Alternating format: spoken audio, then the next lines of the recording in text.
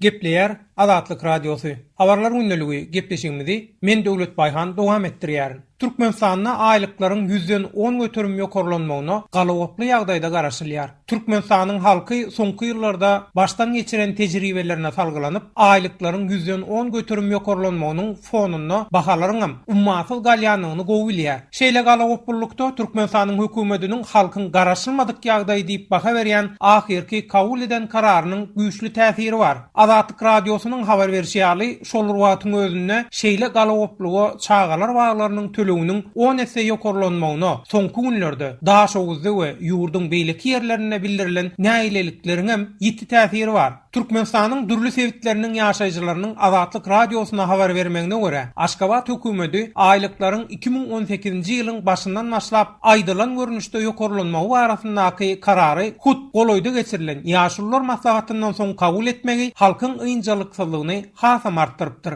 Tomusda aýlyklaryň 110 götürüm ýokarlanjagy aýan edilenden soň adamlar derrew bazarlardan ähtiýaçlyk azyklaryny satyn almaga başladylar. Azyk önümleriniň gymmatlajagy barasynda hut şeýle galawaplyk bar. Adamlar ähtiýaçlyk azyk önümlerini üýşürmäge başladylar diýip Mary welaýatynyň bir etrawynyň ýaşaýjysy gurrun berýär. Ýatlap geçsek, prezidentiň aýlyklaryň 2018-nji ýylyň 1-nji ýanwaryndan başlap 110 götürüm ýokarlandyrylmagy barasyndaky karary baryp iýul aýynyň başynda kabul edilipdi. Ýöne Türkmenistanyň prezidenti Gurbanuly Berdimuhammedow ýaşullar maslahatynyň çykyşynda muny ýatladyp geçipdi. Ahal we daşawuz welaýatlarynyň ýaşaýjylarynyň Azatlyk Radiosynyň habarçysyna beren gurruna görä, ýaşullar maslahatyna şeýle karara gelmeginden soň halkyň arasynda azyk önümleriniň aşa gymmatlajagy barasynda howsala hasam güýçlenipdir. Olaýtada mut, tebii, gaz, elektrik energiýasy we suw üçinçiliginiň ýatyryljagy barasyndaky karar adamlar hasam ýynçylyksyzlanyrdy. Bu sebäbi şol watyň özünde çağalar bagynyň töleginiň duýdansyz ýagdaýda ummasyz derejede gymmatladylmagyna getirdi. Jogapkärler hinidem tölegleriň näme sebäpden aşa ýokarlananyny düşündürüş bermeýärler. Adamlar tölegler ýaly bahalaryň hem duýdansyzlykda çakdan aşa ýagdaýda ýokarlanmagynyň howatyrlanýarlar. Adamlar geljekde özlerine nähili ýagdaýyň garaşýanlygynyň ýynjylyksyzlanýarlar. Garal adamlar häzir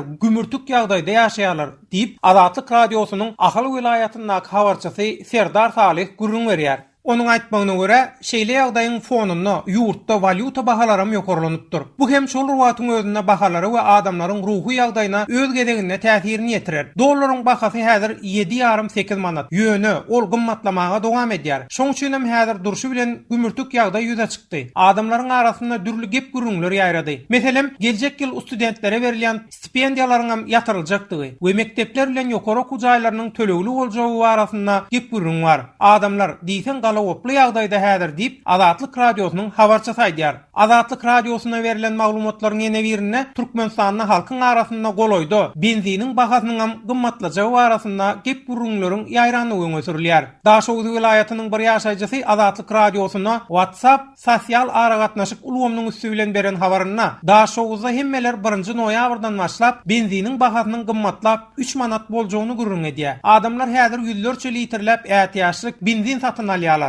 Dollar hem 8 manada çenli ýokarlandy. Mundan meýlek nädip ýaşamaly men bilemok diýär. Benziniň gymmatlajagy barasyndaky gep gürüňler ýurtda diňe Daşawuz welaýatyna ýaýrawly däl. Azatlyk Radiosynyň habarçysynyň aýtmagyna görä, şeýle gürüňler Türkmenistanyň paýtagty Aşgabatda hem ýaýrapdyr. Aşgabatda hem hemmeler benziniň gymmatlamagyna garaşýar. Hut şoň üçin hem ýalňyş satylýan ýerlerde IM-den bahasy 1 manat bolan benzin 1 manat 20 teňe satylyp başlandy. Adamlar derrew özüne ähtiýaçlyk benzin we dizelligini başlady. Maňa hatda ýalňyş satylýan ýerlerde keskitlenen muktar bolan 100 litrden köp ýalňyş alynýan mahaly gözegçilik kameralarynyň hem öçürilýänini gurrun berdiler. Adamlar ýalňyş satýan bilen dillegişip, ol ýerde ýüzlerçe litr benzin satyn alýarlar diýip Azatlyk Radiosynyň Aşgabatdaky habarçysy Amanmurat Bugaýew aýdýar. Geçen hepde çağalar baglarynyň töleginiň garaşylmadyk ýagdaýda 10 esse gymmatladylmagy uly galawaplyk döretdi. Daşawuz şäherine we welaýatyň käbir etraplaryna ene atalar näýlelik görüşini geçirip tölegleriň gymmatladylmagyny protesta edipdi. Daşawuz şäher häkimligi bilen vilayet bilim bölüminiň işgärleri Azatlyk Radiosu bilen geçiren gürrüňdeşligini 10-njy oktýabrda aglawasy zenanlardan ibarat bolan köp sanly adamyň şäher häkimliginiň golaýyna protesta ýürüýüşini gurnanyny tasdikladylar. Şonda protestoçylara garşy İçeri işler Ministrliginiň ýörüýte tälimli güýjem çağırlypdyr. Çağalar baglarynyň tölegleriniň garaşylmadyk ýagdaýda duýdansızlykda aşa gymmatladylmagy şol sanda Daşoğuz vilayatynyň bolumsaz etrafynyň ýaşaýjylarynyň hem näýleligini bildirmek üçin etraf häkimligine üýtmegine sebäp bolupdyr. Adamlaryň o güýçli näýlelik bildirenligi we hatda näýleligiň soňunyň uruşa ýazanmagynyň hem bolanlygy Azatlyk Radiosuna gürrüň berildi. Ma'lum bolşuna görä 1-nji noýabrda Türkmenistanda çağalar baglarynyň aýlyk tölegi 8 manatdan 80 manada ýokarlanýar. Ýagny tölegler 10 näse gymmatlar. Bilim Ministrliginiň dürli sewitlerdäki bölümleriniň işgärleriniň Azatlyk Radiosuna habar bermegine görä, käbir sewitlerde çağalar bagynyň aýlyk tölegi 96 manada barabar bolar. Ýüze çykan ýagdaýlar sebäpli köp sanly çağalar bagy tutuşlaryň ýapylmaly bolupdyr. Olaryň işgärleri bolsa işsiz galmakdan howa tyrlanýarlar. Bilermenleriň aýtmagyna görä, Türkmenistan garaşsyzlygyna alandan bäri iň agyr ykdysady kynçylygy baştan geçirýär. Munyň esas sebäbi bolsa, ulewadarot önümleriniň dünýä bazaryna nyrkynyň arzanlamagy bilen ýurduň olara garaşly ykdysadyetiniň girdejisiniň pese gaçmagydyr.